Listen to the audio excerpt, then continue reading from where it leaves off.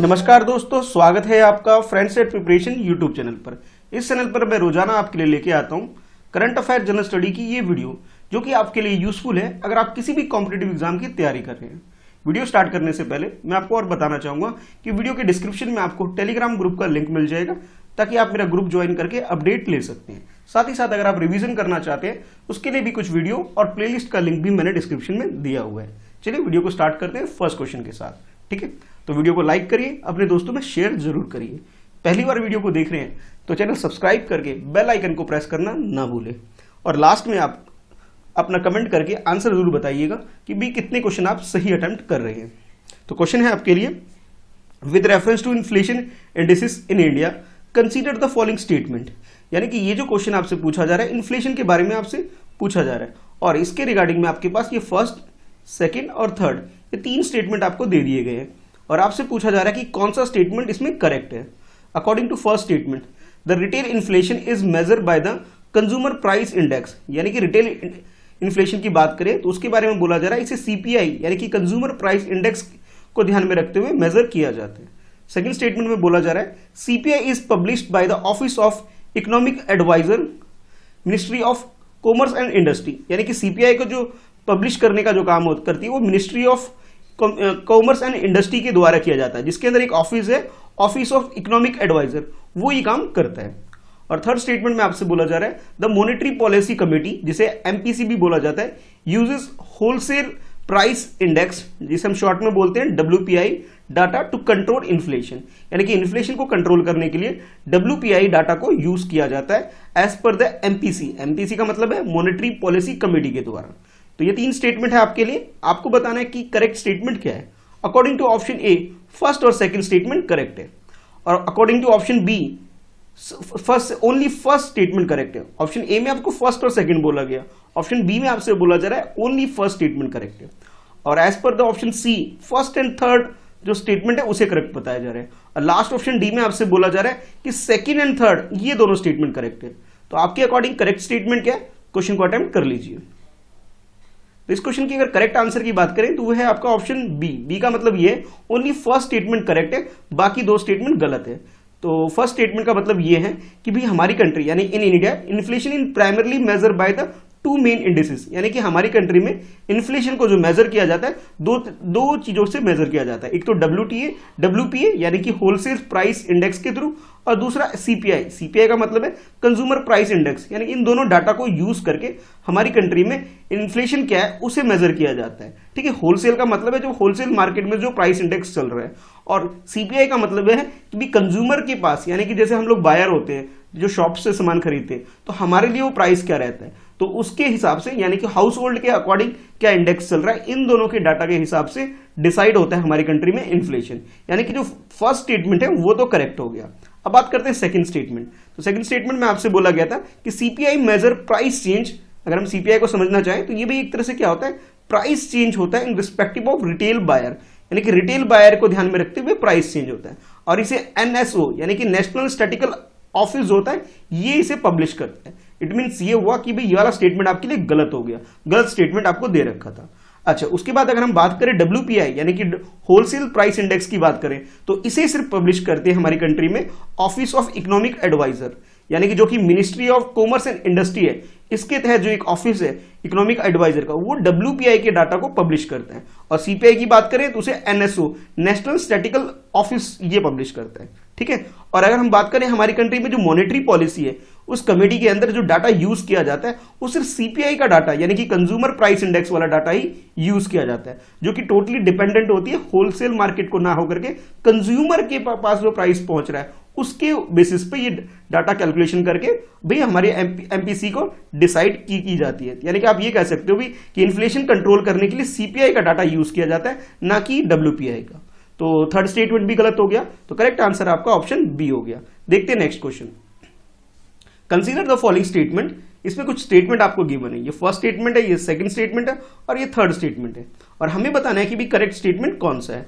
According to first statement, exceptional grant is granted when the amount authorized by the parliament for any service is found to be insufficient in the year. यानी कि जो exceptional grant है यानी कोई जो special grant जो parliament के द्वारा दिया जाता है उसके बारे में बोला जा रहा है। ये तब ग्रांट किया जाता है जब कोई पार्लियामेंट के अंदर कोई सर्विस फाउंड की जाती है इनसफिशिएंट है, यानी कि पार्लियामेंट के अंदर कोई प्रॉपर अगर सर्विस नहीं प्रोवाइड की जा रही किसी चीज के रिगार्डिंग में, तो उसे अलग से स्पेशल ग्रांट यानी कि अमाउंट दिया जाता है। ये कह सकते हो इसे असाधारण अनुदान दिया जाता है, ऐसा बोल सकते हो जब कोई service properly facility properly provide नहीं की जा रही है। तो अच्छा, दूसरे स्टेटमेंट में आपसे बोला जा रहा है vote of credit is granted for meeting और unexpected demand upon the resource of India, यानी कि हमारी कंट्री के अंदर जो रिसोर्सेज है, ठीक है, उसको अगर कोई डिमांड है हमारी, अगर वो मीट नहीं हो पा रही है, यानी कि कोई डिमांड है अगर वो पूरी नहीं हो पा रही है, तब वोट ऑफ क्रेडिट यूज किया जाता है इसे ग्रांट करने के लिए। ये दूसरा आपसे बोला जा रहा है स्टेटमेंट। और थर्ड स्टेटमेंट में आपसे बोला जा रहा है कि supplementary grant is granted for the special purpose, यानी कि सप्लीमेंट्री ग्रांट जो होता है उसके रिगार्डिंग में बोला जा रहा है कि किसी भी स्पेशल पर्पस के लिए ग्रांट किया जाता है and form no part of the current service और एनी फाइनेंशियल ईयर, यानी कि फाइनेंशियल ईयर को ध्यान में रखते हुए ना करके किसी स्पेशल पर्पस को ध्यान में रखते हुए स्पेशल ग्रांट प्रोवाइड किया जाता है। ये थर्ड स्टेटमेंट है। ये 3 स्टेटमेंट होंगे, आपको बताना है करेक्ट स्टेटमेंट क्या है। ऑप्शन ए के अकॉर्डिंग फर्स्ट स्टेटमेंट करेक्ट बताया जा रहा है, ऑप्शन बी के अकॉर्डिंग सेकंड स्टेटमेंट करेक्ट बताया जा रहा है, ऑप्शन सी के according first and third statement correct बताया जा रहा है, और ऑप्शन डी के अकॉर्डिंग second and third statement correct बताया जा रहा है।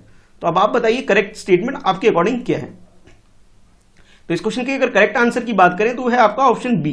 बी का मतलब ये है कि जो फर्स्ट स्टेटमेंट है सिर्फ वो करेक्ट है, यानी कि आप ये बोल सकते हो कि सप्लीमेंट्री ग्रांट के बारे में जो स्टेटमेंट दे रखा है आपको कि ये granted when the amount authorised by the parliament through the appropriation act for the particular service, यानी कि किसी भी सर्विस को प्रोवाइड करने के लिए एक पर्टिकुलर एक्ट के तहत ही ये अमाउंट ग्रांट किया जाता है। यानी कि आप ये बोल सकते हो सप्लीमेंट्री ग्रांट जो दिया जाए किसी पर्टिकुलर पर्पस, यानी कोई एप्रोप्रिएट लॉ बना करके ही ग्रांट प्रोवाइड किया जाता है, ऐसे नहीं दिया जाता है। तो इसका मतलब ये हुआ कि जो फर्स्ट स्टेटमेंट आपको दे रखा है ये गलत है। अगर हम ये चीज जो है आर्टिकल 115 के अंदर हमारी कॉन्स्टिट्यूशन के अंदर मेंशन है, ठीक है, किसके रिगार्डिंग में, एडिशनल एंड एक्सेस ग्रांट के बारे में। अच्छा, उसके बाद एक टर्म यूज किया गया था स्टेटमेंट के अंदर vote of credit. Vote of credit का मतलब ये होता है कि it is granted for the meeting unexpected demand upon the resources of India, यानी कि आप ये बोल सकते हो हमारी कंट्री के अंदर कोई ऐसी डिमांड होगी जो अनएक्सपेक्टेड है, उसके लिए कोई डिमांड आ जाती है तो उसके लिए वोट ऑफ क्रेडिट का यूज किया जाता है, ठीक है। तो यानी कि आप ये बोल सकते हो, इस हिसाब से ये स्टेटमेंट आपका करेक्ट हो जाता है।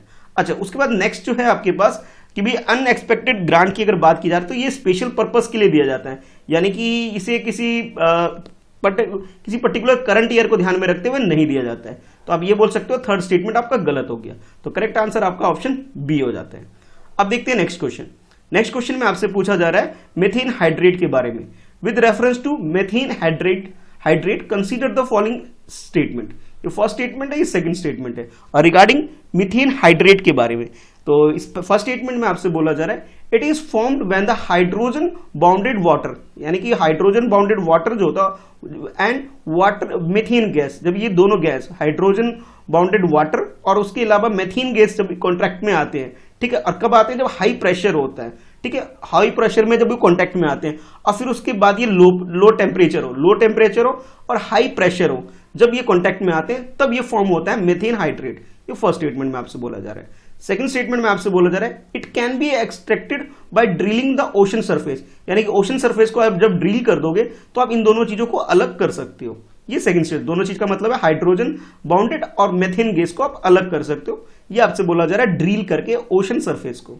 ये सेकंड स्टेटमेंट है। अब आपको बताना है कि करेक्ट स्टेटमेंट इसके अंदर कौन सा है। According to option A first statement correct है, ऑप्शन बी के अकॉर्डिंग सेकंड स्टेटमेंट करेक्ट है, ऑप्शन सी में आपसे बोला जा रहा है बोथ फर्स्ट एंड सेकंड दोनों स्टेटमेंट करेक्ट है, और ऑप्शन डी में आपसे बोला जा रहा है neither one not two, it means दोनों ही स्टेटमेंट गलत है। तो करेक्ट स्टेटमेंट आपके अकॉर्डिंग क्या है, चलिए क्वेश्चन को अटेम्प्ट कर लीजिए। इस क्वेश्चन का जो करेक्ट आंसर है फर्स्ट आंसर करेक्ट है, यानी कि फर्स्ट स्टेटमेट आपका करेक्ट है, ऑप्शन ए।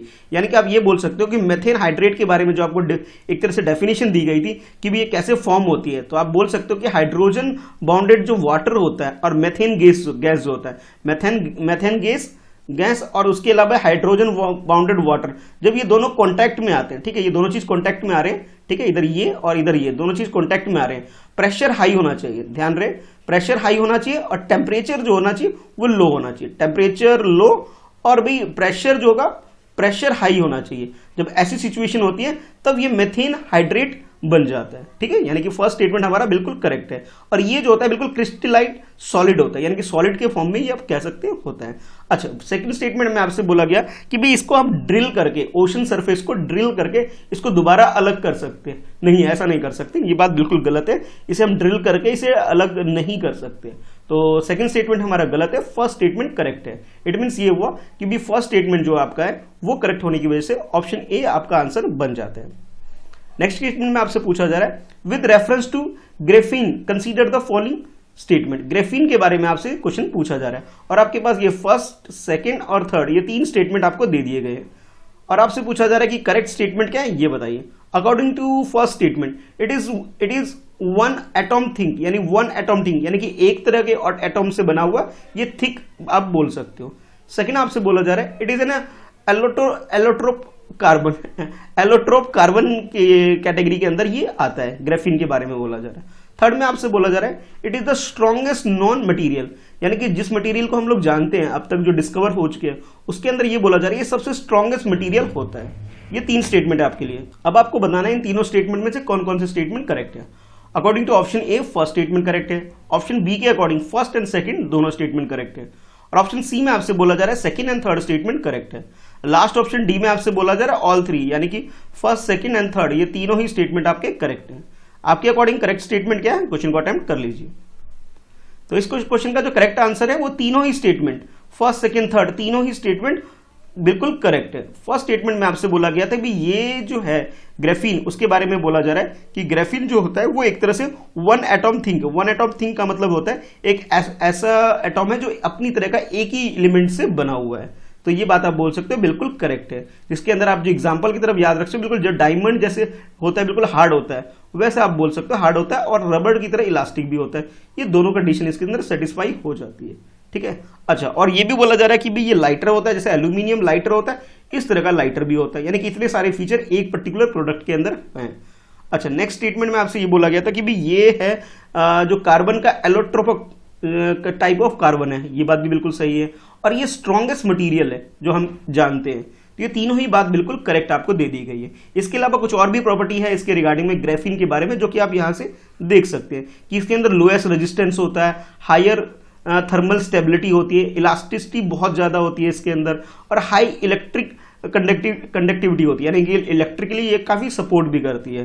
ठीक है, तो और ये आप ये बोल सकते हो कि इलेक्ट्रॉन जो होते हैं, ये इसके जो इलेक्ट्रॉन होते हैं वो मोबिलिटी भी इसके अंदर बहुत हाई होती है किसी भी रूम टेम्परेचर के अंदर अगर हम बात करें तो यानी कि तीनों ही स्टेटमेंट आपको ग्रेफीन के बारे में जो दे रखा है बिल्कुल सही है। ठीक है, तो करेक्ट आंसर हमारा ऑप्शन डी हो जाता है। अब देखते हैं नेक्स्ट क्वेश्चन। नेक्स्ट क्वेश्चन में आपसे पूछा जा रहा है with reference to PRASAD scheme. देखिए थोड़ा ध्यान रखिएगा, स्पेलिंग का थोड़ा आपको ध्यान रखना है इसके अंदर। हाँ, with reference to the PRASAD scheme consider the following statement. इस स्कीम के रिगार्डिंग में आपके पास ये दो स्टेटमेंट, ये फर्स्ट और ये सेकंड, और आपसे पूछा जा रहा है कि भी करेक्ट स्टेटमेंट कौन सा है। According to first statement its objective is to rejuvenate and spiritual augmentation of important national pilgrim and heritage site. हमारी कंट्री के अंदर जितने भी हेरिटेज साइट है और नेशनल प्रीग्रम साइट्स है उसको रिजुनवेट करना, उसको दोबारा से एक व्यवस्थित करने का काम किया जा रहा है। ठीक है, ऐसा बोला जा रहा है इस स्कीम के तहत, प्रसाद स्कीम के तहत। सेकंड स्टेटमेंट में आपसे बोला जा रहा है the project identify under the scheme are implemented by the ministry of tourism, ministry of tourism. ठीक है, यानी कि सेकंड स्टेटमेंट में आपसे बोला जा रहा है इसे मिनिस्ट्री ऑफ टूरिज्म ने इसे कंडक्ट किया है और इसे इंप्लीमेंटेशन का काम कर रही है, जिसके अंदर हमारी कंट्री के अंदर जितने भी हेरिटेज साइट है और पिलग्रिम साइट्स है दोनों की जो रूट है उसे स्ट्रेंथन करने का काम किया जा रहा है। यानी कि आप ये बोल सकते हो टूरिज्म इंडस्ट्री को एक बढ़ावा देने के लिए हमारी कंट्री में एक तरह से ये काम किया जा रहा है, ऐसा आप समझ सकते हैं। ये दो स्टेटमेंट आपको दे दिए गए हैं, अब आपको बताना है करेक्ट स्टेटमेंट क्या है। ऑप्शन ए के अकॉर्डिंग फर्स्ट स्टेटमेंट करेक्ट है, ऑप्शन बी के अकॉर्डिंग सेकंड स्टेटमेंट करेक्ट है, ऑप्शन सी के according both first and second दोनों स्टेटमेंट करेक्ट है, और ऑप्शन डी में आपसे बोला जा रहा है neither one not two, it means दोनों ही स्टेटमेंट गलत है। तो आपके अकॉर्डिंग करेक्ट आंसर क्या है, क्वेश्चन को अटेम्प्ट कर लीजिए। तो इस क्वेश्चन के अगर करेक्ट आंसर की बात करें तो फर्स्ट स्टेटमेंट जो है वो बिल्कुल सही है। यानी कि आप ये बोल सकते हो जो प्रसाद स्कीम है इसे स्टार्टिंग में 2014-15 में से लॉन्च किया गया था और इसके लॉन्च करने का जो मेन जो नाम रखा गया था, इनिशियल जो इसका नाम था वो ये था कि national mission on pilgrim rejuvenation and spiritual argumentation drive. यानी कि हमारी कंट्री के अंदर जितने भी पिलग्रिम, यानी कि आप ये बोल सकते हो तीर्थ यात्रा जाने वाले जितने भी जो प्लेस है उनको और जो स्पिरिचुअल से रिलेटेड जो भी प्लेसेस है उनको कंबाइंड करने का ये टारगेट रखा गया था। इसे लॉन्च किया था मिनिस्ट्री ऑफ टूरिज्म ने, कब? 2014 में। लेकिन उसके बाद क्या हुआ, 2017 अक्टूबर में इसका नाम चेंज कर दिया गया, और इसका नाम चेंज करके इसका नाम रख दिया गया प्रसाद। प्रसाद का मतलब यहाँ पे ये pilgrim rejuvenation and spiritual heritage augmentation drive. थोड़ा सा अलग लग रहा है, नाम कुछ और है, अब चेंज करके कुछ और बदल दिया गया 2017 में। और फिर बाद में इसे, जैसे अब स्टार्ट तो किसने किया था, मिनिस्ट्री ऑफ टूरिज्म ने किया था 2014-15 के अंदर, ठीक है। लेकिन आज के टाइम पर इसको जो इम्प्लीमेंटेशन का जो आप कह सकते हो काम कर रही है, या फिर आप कह सकते हो जो रूट डेवलपमेंट का जो काम कर रही है, वो मिनिस्ट्री ऑफ टूरिज्म ना करके अब इसे ministry of housing and urban development, ठीक है, जिसे हरदीप सिंह पुरी जो इसके मिनिस्टर हैं उसके अंडर में ये काम हो रहा है। तो आप ये बोल सकते हो कि जो सेकंड स्टेटमेंट है वो हमारा गलत हो गया। गलत होने की एक सिंपल सी वजह ये है कि इसके इंप्लीमेंटेशन की मिनिस्ट्री डिफरेंस हो गया। स्टार्ट किसी और ने किया, आजकल इसे हैंडल करने का यानी रूट डेवलपमेंट का काम कोई और मिनिस्ट्री कर रही है। तो सेकंड स्टेटमेंट गलत है, फर्स्ट स्टेटमेंट हमारा बिल्कुल करेक्ट है। तो करेक्ट आंसर हमारा ऑप्शन ए हो गया, यानी कि फर्स्ट स्टेटमेंट ही सिर्फ करेक्ट है। बाकी इसके ऑब्जेक्टिव क्या है ये आप देख सकते हो कि हमारी कंट्री के अंदर एक रूट डेवलप करना है, टूरिज्म सेक्टर को बढ़ाना, आप बोल सकते हो।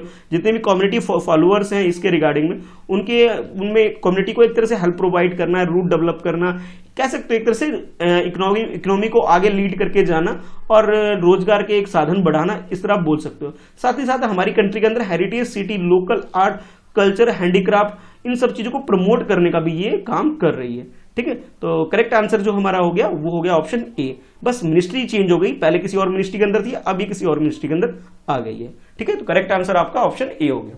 अब आपके लिए क्वेश्चन ये है कि आपको ये बताना है, ये जो दोनों मिनिस्ट्री है, दोनों मिनिस्ट्री के मिनिस्टर कौन है ये बताना है आपको, ठीक है। उसके अलावा आप ये बता सकते हो ये जो पिलग्रिम के लिए जो रूट डिसाइड हुआ है ये कहां से कहां तक है। मतलब कई सारे चैनल बनाए गए कि a place to be place, तो वो प्लेसेस कौन कौन से डिसाइड हुए हैं, आप किसी भी 2 या 3 प्लेस का नाम बताना है आपको कमेंट बॉक्स में, ठीक है। चलिए फिर मिलते हैं नेक्स्ट वीडियो में। आज की इस वीडियो में इतना ही है। कमेंट करके जरूर अपना आंसर बताइएगा, वीडियो को लाइक करिए, अपने दोस्तों में शेयर करिए। चलिए फिर मिलते हैं नेक्स्ट वीडियो में friends at preparation YouTube channel.